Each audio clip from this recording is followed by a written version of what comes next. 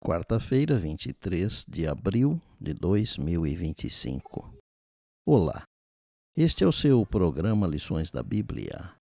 Neste trimestre, que vai até o final do mês de junho, estamos estudando alusões, imagens e símbolos, como estudar a profecia bíblica.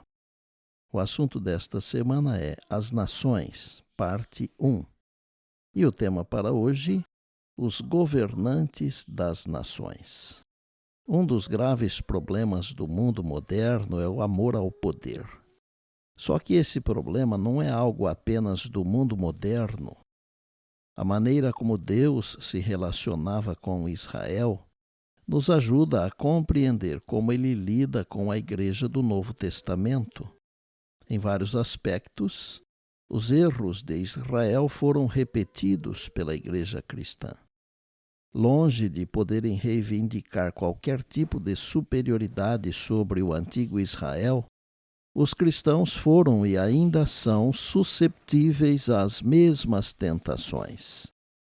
No início da igreja cristã, Jesus advertiu seus discípulos sobre este assunto de amar o poder. Então Jesus, chamando-os, disse: "Sabeis que os governadores dos povos os dominam, e os maiorais exercem autoridade sobre eles. Não é assim entre vós. Pelo contrário, quem quiser tornar-se grande entre vós, será esse o que vos sirva, e quem quiser ser o primeiro entre vós, será vosso servo, tal como o Filho do Homem, que não veio para ser servido, mas para servir e dar a sua vida em resgate por muitos." Está em Mateus, no capítulo 20, são os versos 25 a 28. Cristo estava estabelecendo um reino sobre princípios diferentes. Chamava as pessoas não à autoridade, mas ao serviço, e os fortes a sofrer as fraquezas dos fracos. Poder, posição, talento e educação colocavam aqueles que os possuíam sob maior dever de servir aos semelhantes. Israel pediu um rei humano que levou à queda moral da nação. Os reis se tornaram cada vez mais ímpios até que Deus permitiu que os babilônios levassem seu povo cativo como forma de correção. Algo semelhante aconteceu na história da igreja cristã. Embora os cristãos não devessem se organizar como uma nação gentílica, quando Constantino chegou ao poder e professou ser cristão, os crentes ficaram aliviados. A perseguição havia terminado. Isso em si foi uma bênção, mas os cristãos tiveram a ideia de que poderiam explorar o poder do imperador em seu próprio benefício. No quarto século depois de Cristo, surgiram inúmeras discussões importantes entre os cristãos.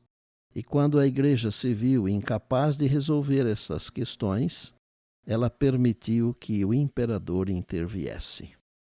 Gradualmente ganhou destaque o bispo de Roma, até que então havia tido o mesmo poder que os outros bispos. A igreja permitiu que o Estado interferisse em questões religiosas. E uma vez que isso começou a ocorrer, as coisas foram de mal a pior.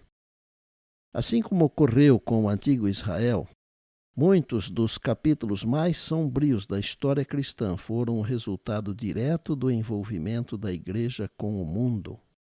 Israel se voltou para a adoração de ídolos, e seus reis foram corrompidos pelo desejo de poder, a ponto de oferecerem crianças aos ídolos. De maneira semelhante, a igreja cristã gradualmente adotou muitas práticas de um império pagão, a ponto de inúmeros crentes fiéis serem martirizados porque eram percebidos como ameaças à instituição que unia igreja e Estado. O reino de Deus é estabelecido sobre princípios diferentes dos princípios dos reinos mundanos. Não há classes entre os servos de Cristo. Ricos, pobres, eruditos, incultos, escravos e livres são igualmente herança de Deus, E aquele que é mais exaltado à vista de Deus é aquele que tem a humildade mais genuína, o profundo senso de sua indignidade e a maior percepção de sua dependência de Deus. Aqueles que verdadeiramente amam a Deus, verdadeiramente amam seus semelhantes.